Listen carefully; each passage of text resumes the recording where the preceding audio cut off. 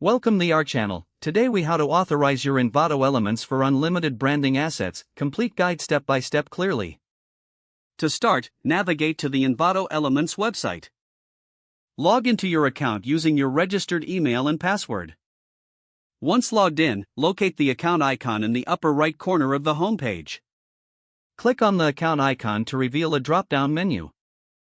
From this menu, select License. You will see options for various licenses provided by Envato. Choose the Unlimited option to gain access to a variety of branding assets. Next, review the terms and conditions associated with this license.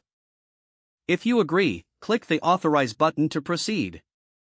You may be prompted to enter payment information if you haven't done so already. Fill in the required fields carefully, ensuring all details are accurate. After entering your payment information, confirm your purchase. Once completed, you will receive a confirmation message indicating that your authorization is successful. Now, return to the home page and browse the extensive library of branding assets available to you. Use the search bar to find specific assets that fit your branding needs. Click on any asset to view its details and download options. Select the desired format and click the Download button. The file will begin downloading to your device. After downloading, unzip the file if necessary to access its components. You can now start using your new branding assets for your projects.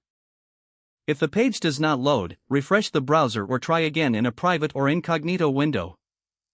Make sure you are using the correct email address, then retype it carefully to avoid small typos. If your password is not accepted, use the reset option and create a new strong password you can remember. Check your spam folder for verification or security emails, then complete any requested confirmation steps.